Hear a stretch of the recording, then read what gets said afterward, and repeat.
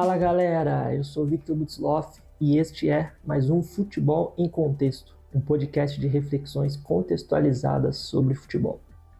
No episódio de hoje nós vamos falar sobre como instruir a criança no futebol. Este é um tema assim bastante interessante, bastante complexo, desafiador e eu não sei o que dizer para te incentivar a ficar até o final deste episódio, escutando tudo que eu tenho para falar. As boas práticas de filmagem e gravação falam que a gente precisa falar alguma coisa que vai prender a atenção da pessoa. Cara, se você quer fazer o melhor para o seu filho, se você realmente o ama, se você se importa com a criança com que você está trabalhando, na função de professor, se você quer acertar na hora de instruir a criança no futebol, eu te convoco a escutar esse episódio até o final. Eu vou falar aqui sobre inteligência de jogo, sobre as boas práticas que a Premier League pede para os pais, sobre a saúde mental da criança, sobre desenvolvimento infantil, vários temas importantíssimos que têm total relação com o ato de instruir a criança, de proferir, de falar para ela instruções durante o jogo. E você só vai entender por completo o recado que eu tenho para passar se você ficar até o final nesse vídeo. Então, eu te convoco, fica comigo até o fim. E o que me motivou a gravar esse vídeo? Essa questão é uma questão que me atravessa, assim, que me incomoda já há bastante tempo. Eu já atuei no futebol tanto na posição de psicólogo como na posição de professor de futebol. E é impressionante como que neste ambiente, né, onde tem crianças ali jogando, fazendo aula ou disputando um jogo ali amistoso ou competições, há todo um movimento dos adultos em volta.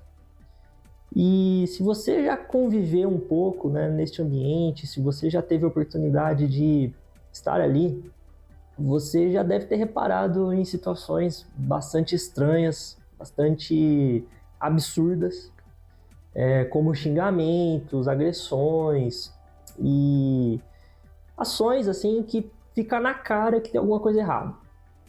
Mas, e se eu te disser que tem situações sutis que ocorrem em todos os lugares que também são prejudiciais para o desenvolvimento da criança como um todo e para a aprendizagem dela no futebol?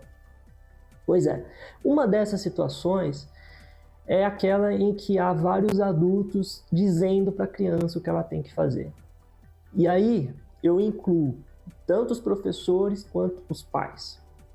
Eu vou te explicar o porquê que isso prejudica o desenvolvimento da criança no futebol, principalmente no que diz respeito à inteligência de jogo. Você vai entender o que é mais recomendado pela ciência. Eu recebi um vídeo esses dias, uma pessoa que é muito importante para mim, o seu filho de 5 anos estava lá jogando. Nesse ambiente que eu tô falando, era um jogo amistoso ali na escolinha de futebol, e quando eu vi essa falação toda em volta do campo, o áudio do vídeo pegou muito bem, os pais falando, o treinador falando, eu pensei, cara, eu preciso gravar um vídeo sobre isso, eu preciso falar sobre isso, isso é uma questão assim urgente, que as pessoas precisam entender. E eu não sei, a impressão que eu tenho é que não se busca de verdade informações, né? Quando a gente fala de futebol, né, de prática esportiva, parece que não é preciso estudar, não é preciso buscar informações de qualidade, né? As pessoas saem repetindo o que sempre foi feito, aquele pensamento, né? Fizeram sempre assim, deu certo com aquele cara, aquela pessoa, então vai dar certo com todo mundo, enfim, é meio esquisito isso, acho bastante esquisito. E aí a gente pode pensar primeiro, né? Eu falei de ir atrás da informação, a ciência, né? Poxa vida, o time que você torce, né? O seu time do coração. Será que tem pessoas ali trabalhando no clube que tem uma formação sólida na ciência? Será que o seu clube tem um núcleo assim, um departamento onde reúne profissionais de várias áreas da ciência e ali diariamente, junto com a comissão técnica da equipe, há todo um esforço para preparar os jogadores da melhor forma possível para o jogo? Será que existe isso? Será que os maiores clubes do mundo se apoiam na ciência para tomar decisões diárias no que dizem respeito ao alcance, à manutenção ali da alta performance, os caras jogarem o melhor que eles puderem? Será? Com certeza. Com certeza, hoje já não se tem mais dúvida, tanto de documentário, de reportagem, isso já vem a público diariamente. Esse casamento do futebol com a ciência, que foi desenvolvido ao longo das décadas, né, com muita resistência, mas que revolucionou o futebol. Então a gente tem hoje muito consolidado no futebol a importância do conhecimento científico. E os clubes que resistem a isso são os clubes que ficam presos a práticas do passado e não avançam, não evoluem. E aí você pensa, né, se seu time do coração ele tem sido o clube que já reconheceu a importância do conhecimento científico ou o clube que ainda resiste a esse conhecimento científico. Então, por que eu estou falando isso? Se no futebol profissional, que envolve, né, tantos interesses, tanto dinheiro, tanto esforço ali profissional, tantas pessoas qualificadas, se no futebol profissional há espaço para o conhecimento científico e há uma valorização desse, por que na iniciação seria diferente? Por que na formação seria diferente? Por que quando a gente está falando de crianças de 5, 6, 7, 10, 11, 12, 15 anos, por que quando a gente fala desse público, a gente não vai olhar para a ciência, a gente não vai olhar para os conhecimentos produzidos na área da psicologia, na área da pedagogia do esporte, na área do treinamento e busca ali respostas que vão nos direcionar melhor na nossa prática, na maneira de apoiar as crianças? Por que a gente não faz isso? Eu acho muito estranho isso acontecer, mas o que eu vou te falar aqui hoje, o que eu vou trazer nesse episódio, são questões, são conceitos fundamentados na ciência. Então, existe um conhecimento científico muito sólido que aponta para uma direção no que diz respeito a este tema e a outros também que não dá tempo de eu abordar aqui. Mas vamos primeiro pensar um pouco no que a Premier League, a principal liga do futebol mundial, fez nos últimos anos ao estabelecer uma conduta que deve ser, um código de conduta que deve ser assinado pelos pais ou cuidadores das crianças. Você sabia que existe isso? Então, veja só. Nesse documento há uma parte dedicada especificamente para os jogos. É o que se espera dos pais ou de qualquer outra pessoa que está ali assistindo a uma partida. E aí eles colocam o seguinte: seja gentil, calmo, encorajador e prestativo. Seja o maior fã deles, não o maior crítico. Seja positivo em sua comunicação, inclusive em sua linguagem corporal, ou seja, nos nossos gestos, nas nossas expressões faciais, na nossa postura. Elogie o esforço deles, mesmo que as coisas não estejam indo bem em campo. Nunca distraia os jogadores durante as partidas. Deixe os jogadores jogarem, os treinadores treinarem e os árbitros apitarem. Não use linguagem ou comportamento perturbador, ofensivo ou discriminatório com qualquer pessoa. Esse código de conduta, ele existe nos principais centros e clubes de formação de alto nível, né, ao redor do mundo, porque nesses lugares já há uma valorização maior do conhecimento científico.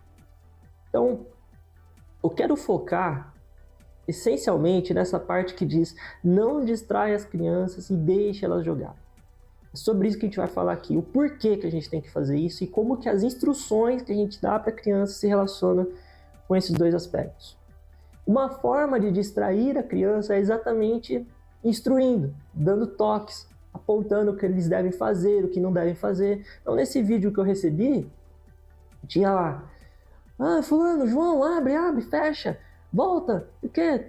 Gritando com a criança, falando assim, como se ela fosse um robozinho, a gente tivesse o controle remoto na mão, assim, querendo jogar com ela, entendeu? E isso é uma distração. Isso é um tipo de perturbação para a criança. Então, como eu já adiantei no começo, essas questões elas vão interagir diretamente com o desenvolvimento da inteligência de jogo. Nós vamos falar sobre isso, sobre carga cognitiva, inibição da tomada de decisão e da criatividade e o risco para o bem-estar psicológico da criança, que pode levar à exaustão emocional e até a perda do prazer de jogar futebol, né, o abandono do esporte. Então, você realmente se importa com seu filho, com a criança, preste atenção. Tudo que eu vou falar aqui, procure entender. Se você não entender, manda mensagem para mim perguntando que eu vou ter o maior prazer de te esclarecer. Então vamos lá. O primeiro ponto aqui que eu quero destacar é que há uma confusão na maneira como é conduzido o ensino de futebol para as crianças. Por que há uma confusão? Porque não se leva em consideração o conhecimento científico produzido em relação ao desenvolvimento infantil. Nós temos na literatura científica vários conceitos, vários autores que dedicaram suas vidas para estabelecer a base do que é o desenvolvimento infantil das crianças. Um desses autores é Jean Piaget. E ele vai falar muito sobre o desenvolvimento cognitivo da criança. Então, é a capacidade de pensar, de fazer operações mentais, de perceber e reagir àquilo que está percebendo. E quando a gente olha para o que Piaget demonstrou nos seus estudos e olha para o futebol nessa idade, né, para o futebol infantil, a gente vê assim duas coisas que não batem. Por quê? Porque quando a gente pega crianças de 5, 6, 7 anos, nós vemos na obra de Piaget, nos estudos dele, que essas crianças estão numa fase em que elas não têm a condição de pensar taticamente, de fazer as operações abstratas, o pensamento abstrato que as movimentações táticas mais avançadas requer. Essas crianças, elas estão ali numa fase chamada de pré-operatório, em que o que elas conseguem enxergar são elas mesmas. Elas conseguem simplesmente perceber o que elas estão fazendo e têm dificuldade de se colocar na posição do outro. Então, o ato de passar uma bola para uma criança dessa é muito avançado. E não é essa criança, são todas as crianças. Fala-se nessa fase do egocentrismo. A criança só está pensando nela mesma, ela quer a bola para ela. Ela quer chutar a bola, ela quer conduzir a bola, ela quer driblar com a bola, ela quer ficar com a bola. E aí a gente fica gritando instruções táticas, querendo posicionar essas crianças no campo, numa fase da vida delas em que elas não estão cognitivamente preparadas para isso. Então, veja, a culpa não é das crianças. A culpa não é, ele não presta atenção. Ele não está se esforçando. Ele não quer saber. A culpa é nossa, porque nós estamos errando na maneira de fazer. E aí, outra coisa que me chamou a atenção no vídeo. Se não me engano, eu estava jogando 7 contra 7 no Campus Society. 7 contra 7, crianças ali de 5, 6, 7 anos. Considerando a fase cognitiva da criança e vários estudos que já foram feitos nessa área de pedagogia do esporte, de ensino do esporte, de futebol, o recomendável para essa idade é jogar 3 contra 3, sendo uma já o goleiro. Então seria goleiro e 2-2 na linha. 3 contra 3.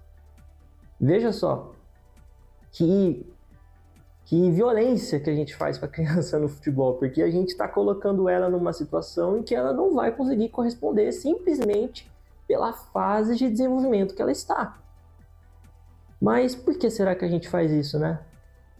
Por que a gente não leva em consideração esse desenvolvimento infantil, esses conhecimentos? Será que é porque a gente não vai atrás para conhecer, para estudar? Será que os professores de futebol estão estudando isso, estão entendendo isso de verdade?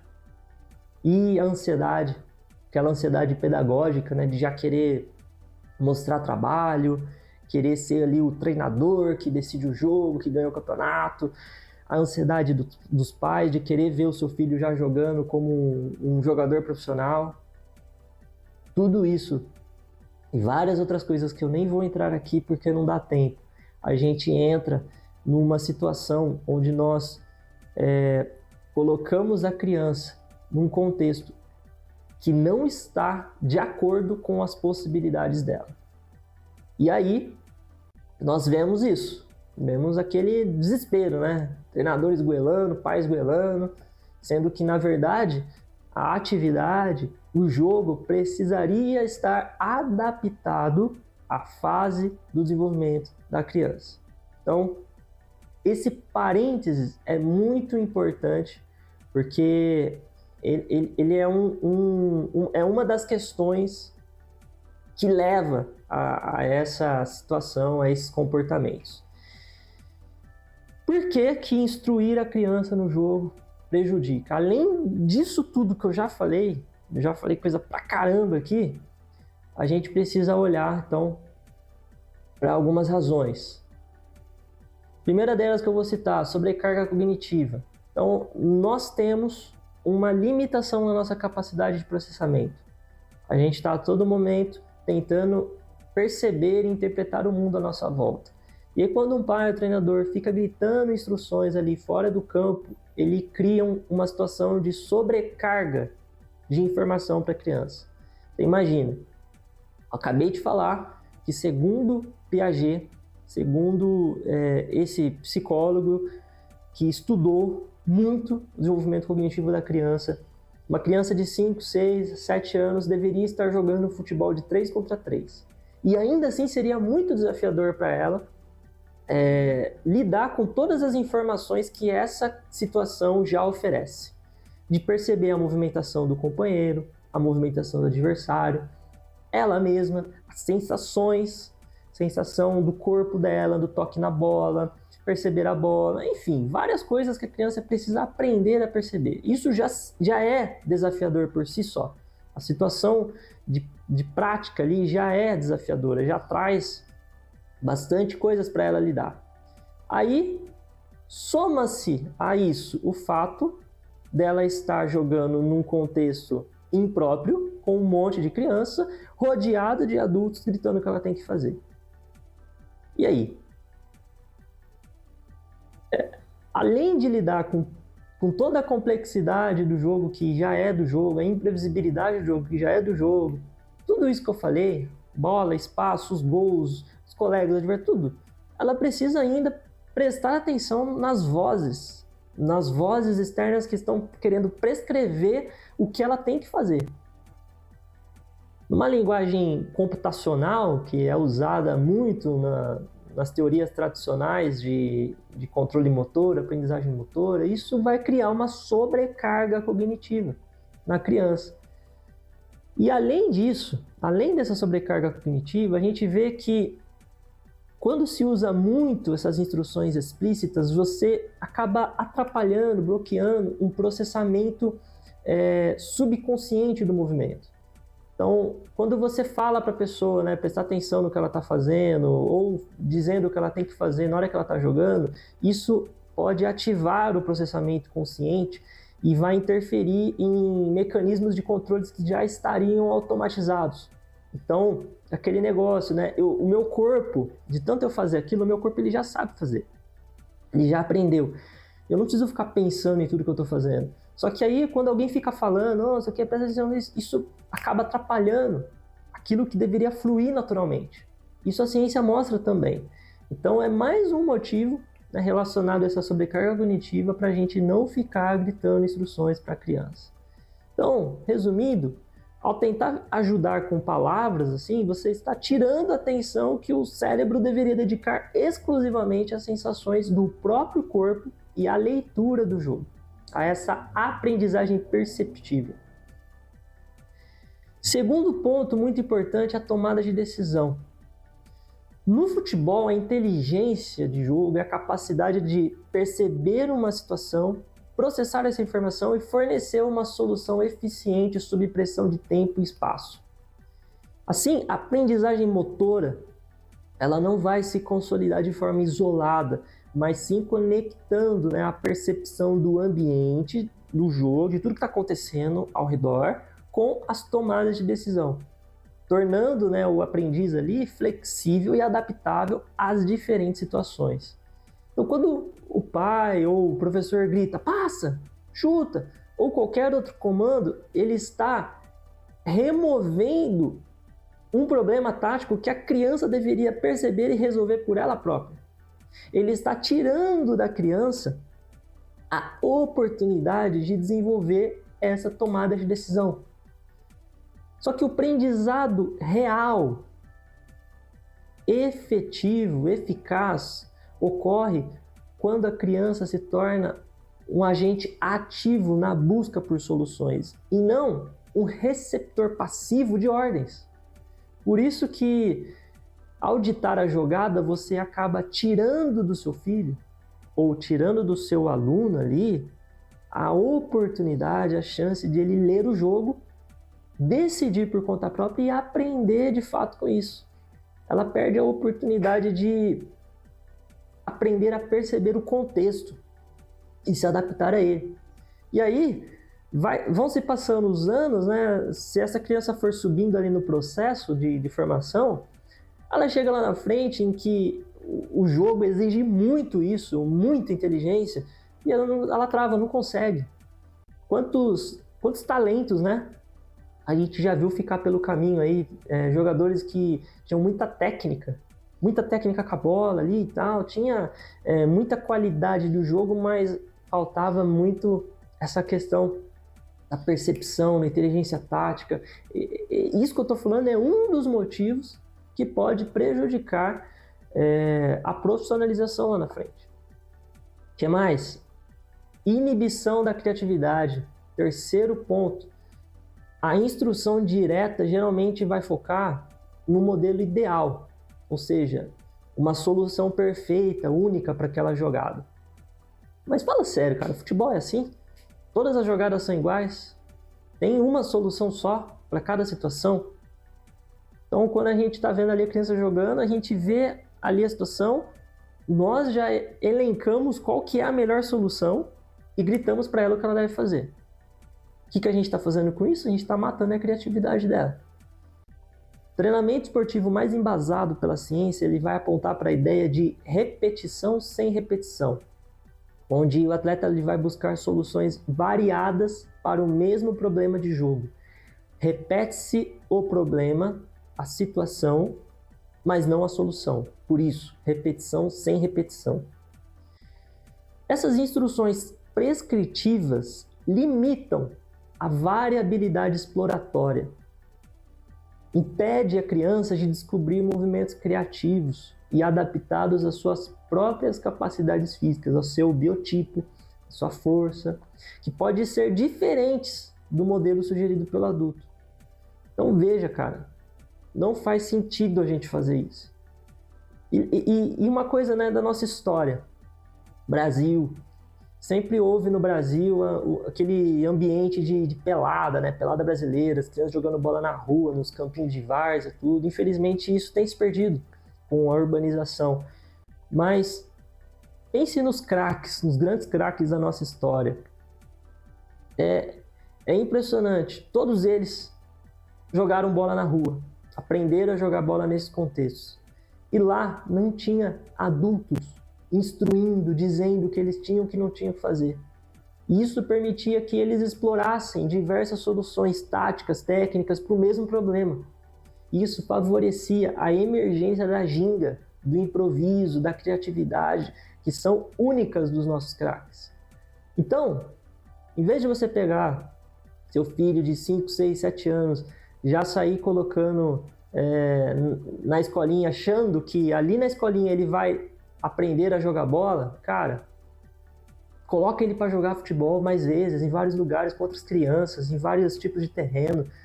Incentiva a prática pela prática, que é aquela prática desinteressada, que a criança só quer brincar, ela só quer se divertir.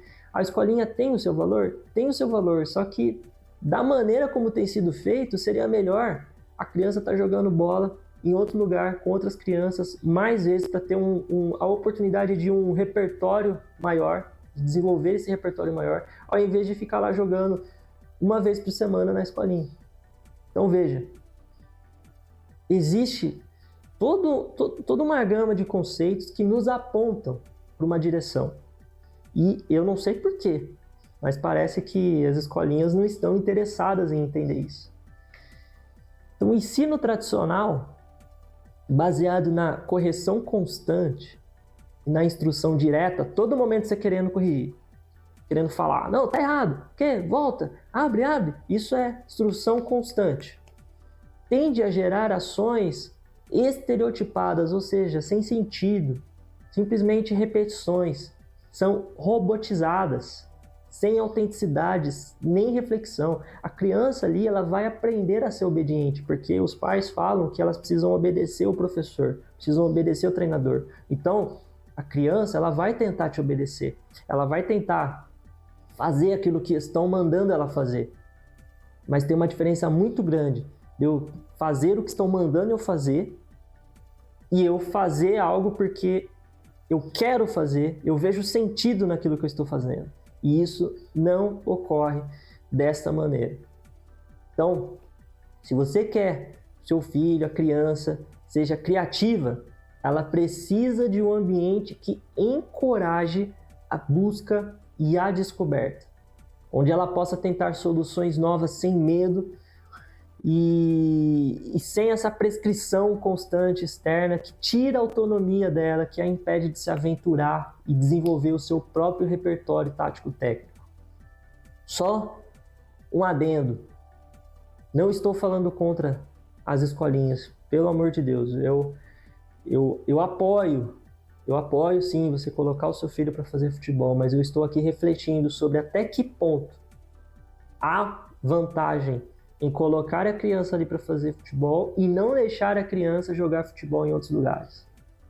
Seria muito bom se as escolinhas fossem qualificadas e entendessem disso tudo que eu estou falando, porque isso geraria um complemento muito legal. A criança ela teria maior vivência, né, fora da escolinha em práticas variadas, que a ciência apoia, e lá na escolinha ela teria a oportunidade de aprender com professores qualificados. A escolinha que o seu filho está, considera tudo isso que eu estou falando? Se ela não considera, eu te recomendo procurar outra.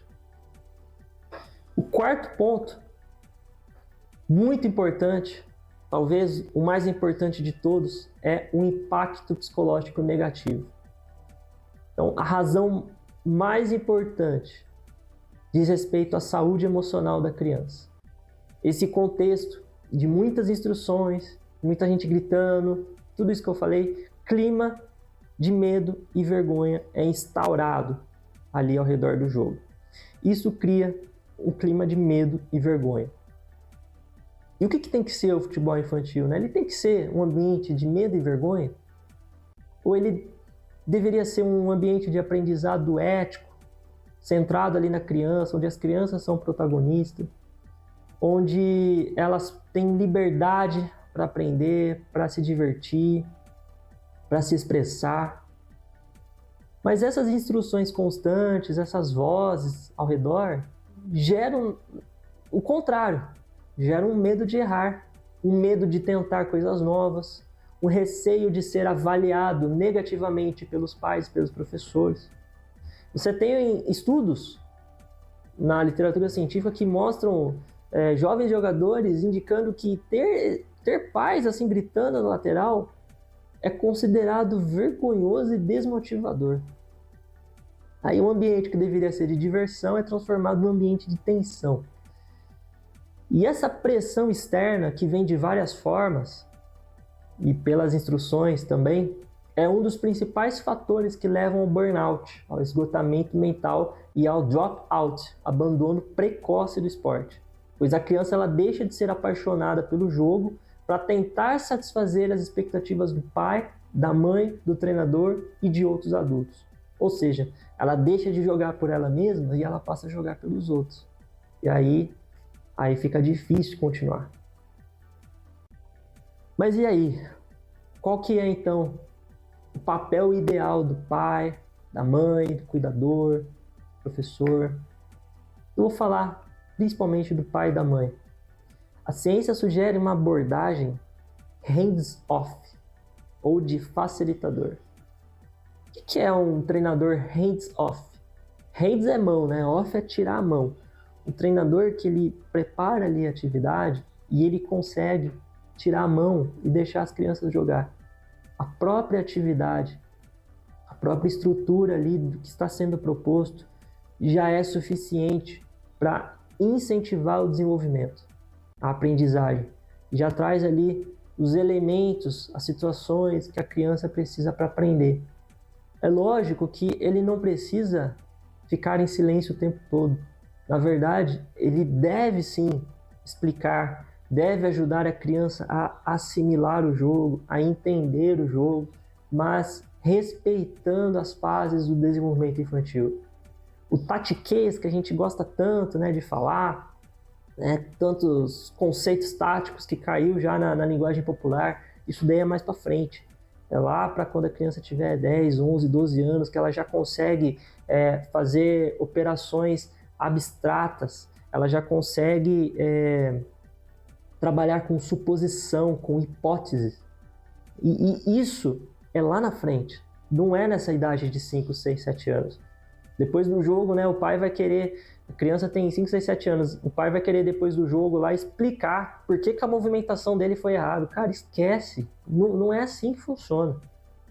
Não é assim que funciona o desenvolvimento da criança. Controla aí suas emoções, sua ansiedade, espera ele crescer e aí você conversa. Mas ainda assim, tem que pegar leve lá na frente, porque tem a figura do treinador, né? Então, se você acha que seu filho, vamos supor que seu filho é mais velho, se você acha que ele não está entendendo o jogo, você tem que incentivar ele a conversar com o treinador, não você querer ser o treinador do seu filho.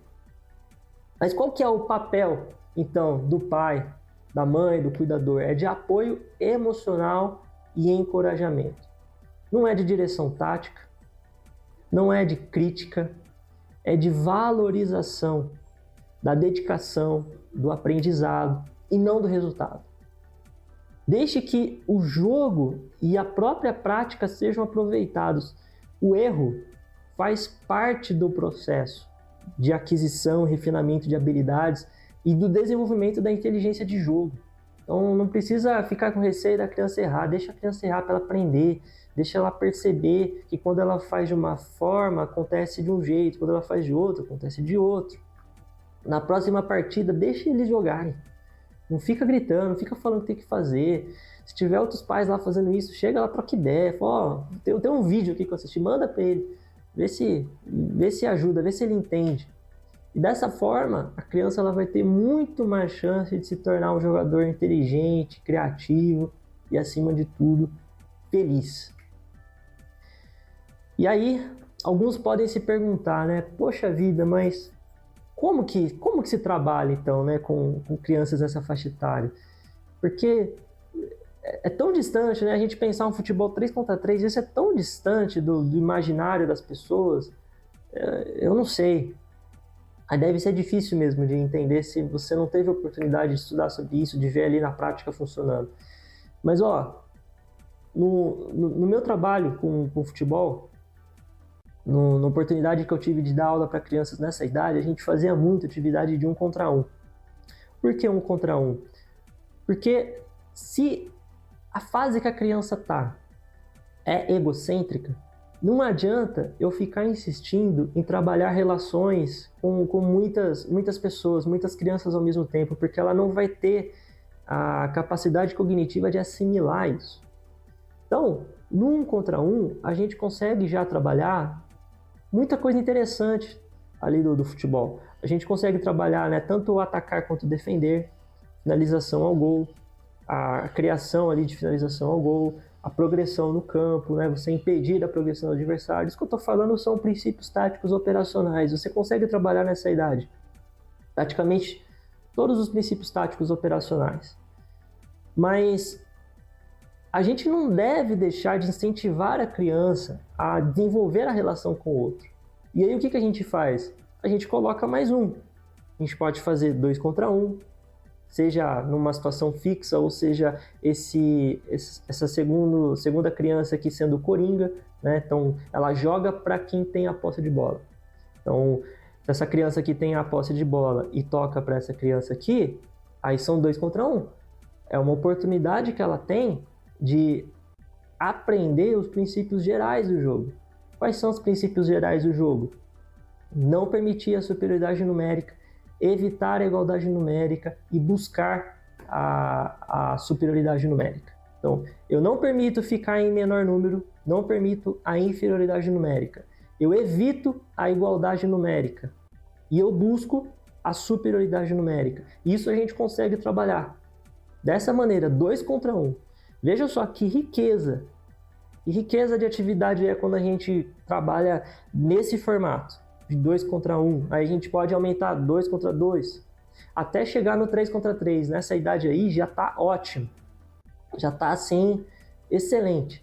E aí, vai avançando, a gente vai aumentando. Então, de 3 contra 3, a gente sobe para 5 contra 5, 7 contra 7, 9 contra 9, até na fase de especialização. E aí, a gente já está falando ali na adolescência, ali nos 13, 14 anos, a gente chega no 11 contra 11. Então, veja que tem toda uma ideia de progressão pedagógica a ser feita, respeitando o desenvolvimento infantil, respeitando as possibilidades da criança. Então, incentive a escolinha do seu filho a buscar essas informações, a conhecer essas informações. Na verdade, eu tô rindo porque eu acho engraçado, a gente, na hora de matricular o filho na escola, né, as pessoas vão lá, querem conhecer os métodos, a maneira como a escola trabalha e tal, tem todo aquele zelo, né? Porque quem paga a escola acha caro, né? Mas no futebol, tanto faz, né? O cara lá foi ex-jogador, então beleza, então o cara sabe o que ele tá fazendo. Gente, não. Tem muita coisa estudada sobre isso que a gente precisa levar em conta. Então, o silêncio atento na lateral permite que a criança ouça a voz mais importante de todas, a dela mesma, aprendendo com o jogo. E para finalizar, como é de praxe aqui no futebol em contexto, eu não posso deixar de fazer uns acréscimos trazendo um versículo voltado para esse tema. E é interessante, né, que a Bíblia parece que já antecipou tudo que a gente precisaria. Parece não, eu creio que sim. A gente pode encontrar todas as respostas na palavra de Deus. E tem um versículo que se encaixa perfeitamente com esse assunto. Está lá em Colossenses 3:21, que diz assim: Pais, não irritem os seus filhos para que eles não fiquem desanimados. Se a gente considerar irritar como algo mais amplo, né, como perturbar, provocar, que é o sentido do verbo original nesse versículo, é uma ideia mais ampla de gerar perturbação, nós podemos facilmente aplicar esse versículo para essa situação no futebol, onde os pais ficam perturbando seus filhos, falando para eles o que eles têm que fazer, onde os treinadores, professores ficam perturbando as crianças, falando o tempo todo para elas o que elas têm que fazer. E isso, o que a psicologia do esporte já mostrou? Isso gera desmotivação, ou seja, gera desânimo, gera esgotamento mental, gera abandono do esporte, do futebol. Então, pais, está na palavra de Deus, não irritem os seus filhos para que eles não fiquem desanimados. A ciência já está mostrando o que irrita, o que perturba a criança no futebol e o que não perturba.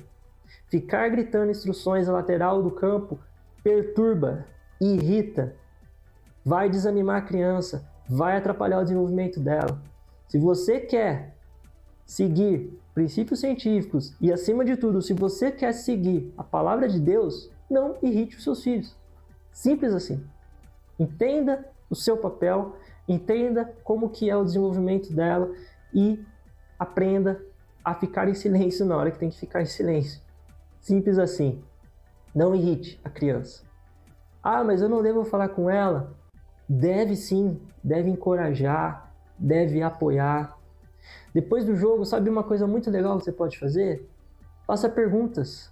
Ajude ela a refletir sobre o jogo. Pergunte: como você se sentiu no jogo? Como que foi para você? O que mais você gostou hoje no jogo? O que você acha que você pode melhorar no próximo jogo? Num intuito não de cobrança, de crítica, de correção, mas no intuito de incentivar o pensamento reflexivo, incentivar a autonomia, dar espaço para que ela desenvolva a percepção e a tomada de decisão dela. Pessoal, o recado está dado, fico por aqui. Se você quiser se aprofundar sobre esse conteúdo, tem um artigo muito interessante que fala When and How to Provide Feedback Instructions to Athletes. Eu vou deixar o link aqui embaixo do vídeo para esse artigo. Ele está em inglês, mas hoje em dia é muito fácil, né? Qualquer ferramenta de inteligência artificial a gente consegue traduzir um PDF inteiro. Então, se você quiser entender melhor, né? Se você gostar de ler sobre isso, leia esse artigo, né? Busque essa informação para complementar aqui tudo que eu falei, que vai te ajudar a entender ainda mais sobre isso. E se você tiver alguma dúvida também, pode mandar para mim. Tem o meu Substack lá, onde eu coloco vários textos sobre essas questões voltado para pais. Deixei o link aqui embaixo do vídeo também. Lá você pode encontrar também uma forma, né, de estudar mais sobre isso, também de deixar suas dúvidas, seus comentários.